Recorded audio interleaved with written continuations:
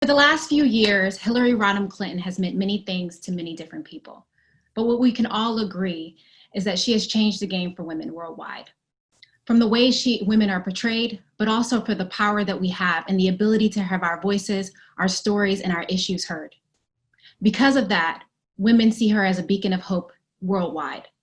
And because of that, they are fighting to eliminate the injustices that are happening in their communities and countries.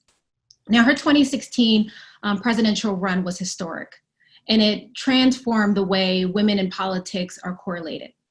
And because of that, it also highlighted the cracks within our systems and the critical role that everyday citizens play in the political process.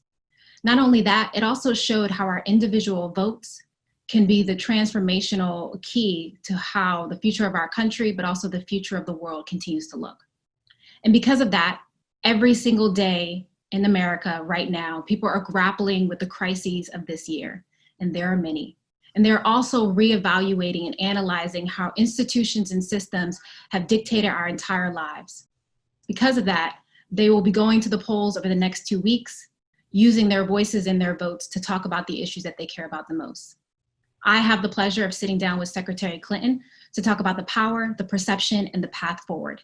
Thank you, Secretary Clinton, for joining me tonight. Thank you so much, Jamira. I'm delighted to talk with you.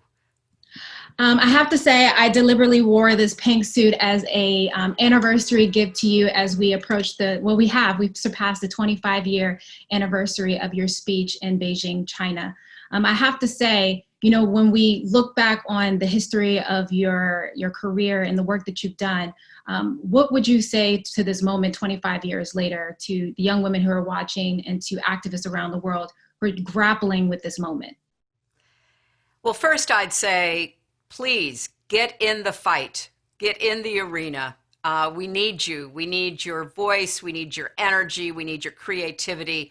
When I look back at the speech in Beijing and the platform for action that came out of it, I can see the progress we've made globally on behalf of women's advancement, rights, participation. But I also see the big gaps that still exist. We've made progress with education and healthcare, not enough, but noticeable. But we haven't really when it comes to making sure that every economic door is open for women and girls, that government and politics welcomes the participation of women and girls, and certainly when it comes to peace and security issues as well. So there's a big agenda ahead of us because, as I recently wrote in an article in The Atlantic, we have to have the power to claim our rights. And that power in a democracy starts with the vote, but it goes much beyond that. And so please, for all the young women who are already in the streets, peacefully protesting, who are educating themselves to be able to play a role in their societies and have big dreams, let's support each other and let's make sure that those dreams have a chance to come true for everybody. That's such a great point. And I want to point to the fact that you mentioned a number of vulnerabilities that people around this country are facing, from their rights as LGBTQ members being retracted, to women's rights still not being where it needs to be to reach an equity lens, to what's happening with the racial inequalities here in this country. I would be remiss if I didn't point out that just a month ago, we lost the great RBG, or Ruth Bader Ginsburg, the Justice of the Supreme Court. And oftentimes when we look at what this moment means, many people kind of, held their breath a little bit tighter during her passing because they're fearful of how their rights are going to be infringed upon.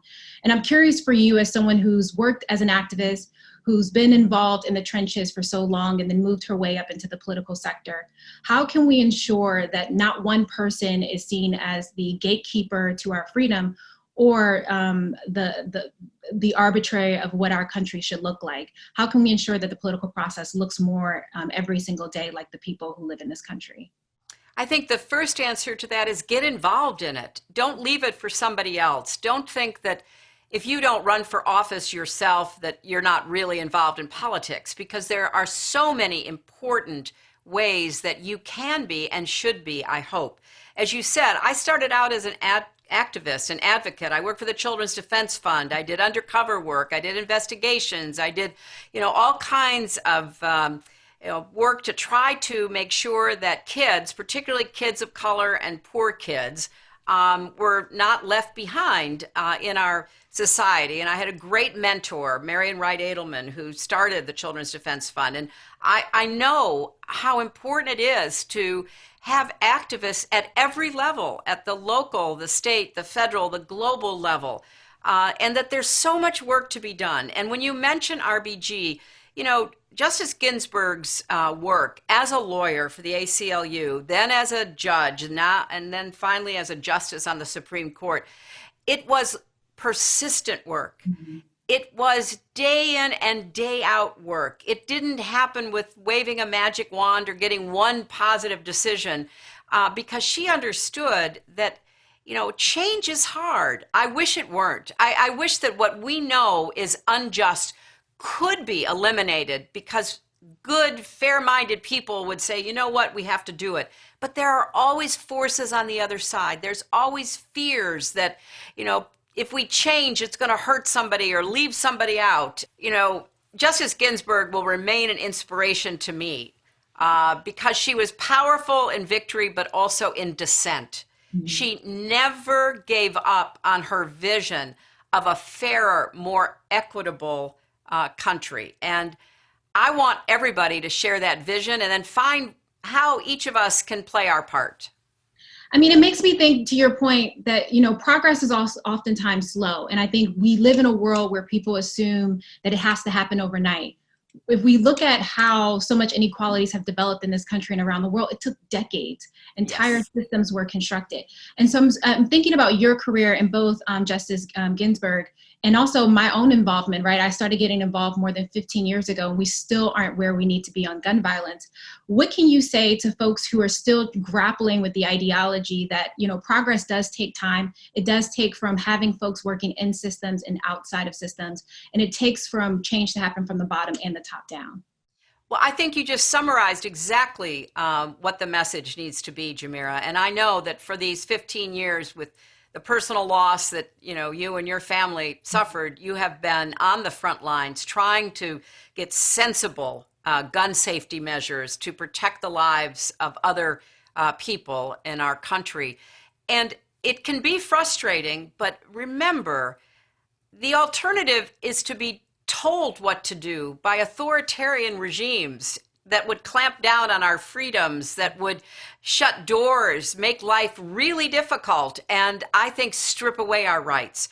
Or that it would be chaos and anarchic kind of living where, all bets were off, everybody just did what they wanted to do. Well, we have struggled for a more perfect union for a really long time, and I'm not going to give up on it. You're not going to give up on it. And we need more young people in particular to recognize their power. If young people voted in the same numbers and percentages that people over 65 vote, politics in this country would be very, very different right now. And you wouldn't have people in the Senate trying to jam through a replacement for Justice Ginsburg, who many of us fear is going to turn the clock back on the rights that have already been won after hard-fought political and legal struggle. So, you're a perfect example. You really do represent to me what I want to see young people of all stages in their lives, all backgrounds, every kind of point of view, recognizing that literally you can make a difference. Don't give up before you have tried over and over again, because it can make a difference and we'll see the changes that we want.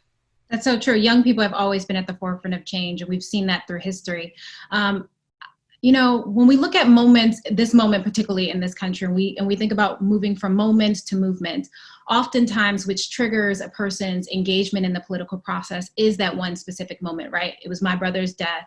So I'm curious for you, what is there a moment for you that kind of sparked your activism that made you want to get more involved with what was happening in the world, especially when you think about how oftentimes these issues seem so insurmountable? I think for me, it was a lot of moments. I really root my activism in the example of my mother, who had a very difficult childhood and was basically, a neglected child. I just couldn't really understand how anybody could mistreat a child, abandon a child, do anything that would hurt a child. So my early interests in college and law school and then working for the Children's Defense Fund was very focused on what I could do as an activist, as a lawyer, to really help kids, help individual kids in some of the cases that I took as a lawyer, help more kids because I got active in legislation and politics to try to change how decisions were made. So there were a lot of moments that were part of a movement that I felt very committed to and still do today, that I think, every child deserves to have the chance to fulfill his or her potential. And that covers a lot of ground, but that's how I feel we should judge a society. Yeah, that's such a great point. And, this moment that we're in now, we all know a presidential election is right around the corner, and it could be a defining one, not only for this country, but the rest of the world, especially when you think about how oftentimes local policy has the ability to cross borders and cultures. In light of that, I think what we're seeing in politics, oftentimes there's a purity test, right? If you don't 100% align with my values, align with my issues, I don't want to vote for you. As someone who's been in politics for so long, and as someone who I've always thought that, politics isn't about appointing or selecting your savior, but it's really about selecting your opponent, your champion, your collaborator. So for you, how do we look at politics both as voting for someone who does support your ideologies, does support your goals, but also being strategic at the same time? How do we find that balance between your moral gut while also being strategic in the process of getting closer to the goals that we need for this country? Well, I like what you said, Jamira, because you're not picking among perfect people. There are no perfect people and there are no perfect politicians. And you're looking for someone who aligns most closely with your values and views, with your hopes about the decisions that could be made, the problems that could be solved. I think a lot about my friend who we also lost recently, John Lewis, and he said many incredibly important and profound things, and talk about somebody who got up every day, put his body on the line, took enormous physical and mental abuse to try to get the right to vote to be extended to everybody. And he said, look, democracy is not a state, it's an act. And every one of us is called to act. We do the best we can as politicians, as leaders, as office holders, but we need citizens to do the best they can too, as voters, as outspoken, active people who care about what the life for them and their kids is going to be like in a year or 10 or 20. So I really see as you say, purity tests as a way to avoid responsibility. I remember back in 93 and 94 when I was trying to get universal health care, health care for everybody, quality, affordable. We did not succeed. And, I got burned in effigy and criticized. I thought that was radical back then. Yeah, I mean, but it was something that I believed in. Well, I could have said, okay, fine. We didn't get everything. Don't do anything. But no, then I turned around and worked to get the Children's Health Insurance Program passed. Because even though we didn't get universal health care for everybody, we did get health care for kids who were too poor to be eligible for, some aid, but not poor enough to be eligible for other aid, whose parents didn't have health care through their employers, and they were just left to their own devices. And we, started taking care of about 10 million kids a year. To me, that was progress. Was it everything I wanted? Of course it wasn't. But was it a way to alleviate suffering and to help people and to give them, a chance for a healthy future? Yes, it was. So that's how I think about it. Ask for as much as you think we can get, and then get enough to be able to live to fight another day, to keep going, to get even more. So with that being said, this moment we are dealing with an economic crisis. We are dealing with xenophobia. We are dealing with racial injustices happening all over this country. We're dealing with an earth that is slowly burning. What does this moment represent of what has been wrong with the political sector for so long? And why would you encourage people who see politics as somehow this nasty thing that they don't want to be a part of? Every issue you talked about, and we could keep going and list everything else that anybody is concerned about, is going to be affected by who our leaders are. Just think of the aftermath of the terrible killing that we all witnessed of George Floyd. It should not take that kind of tragic, horrible event to motivate change. But at least in some places already, we're seeing people reforming police practices, increasing accountability, trying to build up better relationships between communities and the police who are sworn to protect them. So you have to seize the moment. You've got to be willing to, not only advocate for change from the, safety of your chair, but also from protests that are peaceful, from lobbying your leaders, from voting for candidates that you think will make a difference. At the end of the day, a democracy really reflects the voices and views of the people who show up and vote. If you don't show up, somebody else will, who may not agree with you and what you stand for and what you care about at all. So I always think about the issues that are close to me, about kids, about safety, about health, about economic equity, about justice. And I think, who do I want there making the decisions? And I want people who share those values, and I'm going to do everything I can to help get them elected. Yeah, because if you're not thinking about politics, politics is thinking about you. So I want to end on a positive note because, we don't have many of those oftentimes. What gives you hope? What still gives you hope despite it all? Oh, okay. Yeah. Young people like you and so many others whom I know and I work with, I watch from afar, give me so much hope because I think we've got a new generation of, young leaders, young citizens who are not going to tolerate the business as usual in politics and government. And I can only hope that that is a lasting commitment. Part of the problem when you're running for office or you're in office is, people are young and then they're not young anymore. And so you try to figure out how do you capture that energy and that, commitment and determination and bring it along. And I'm hoping that the incredible demonstrations that we've seen for racial justice, the moment to movement that we know is necessary for women to have the power and the rights that we deserve all over the world, that climate change, often led by young people, trying to force politicians and corporations to change before it's too late. I'm very hopeful. I often think about Desmond Tutu, the Archbishop of South Africa, who I admire so much. And he was often asked, well, how can you get up every day? It's so depressing and there's so much injustice and violence and problems. And he said, look, I guess I'm just a prisoner of hope. I think we can do better. I know we can do better. And I'm going to do everything in my power to help bring that change about.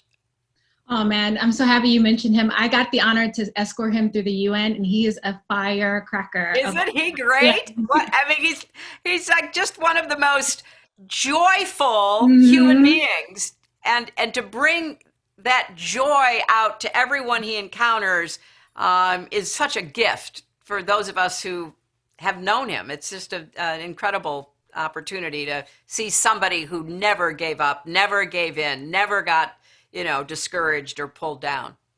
No, that's so true. So if you're wondering what you can do, you can vote and bring joy into someone's life. Well, Secretary Clinton, I am so honored for this conversation, and thank you for offering your energy, your time, and continue to fight for those who are the most marginalized in this country. I also want to thank Vital Voices for trusting me to do this interview and continue to be a champion of women worldwide. I hope you all enjoy the rest of your program and have a good night. Thank you all.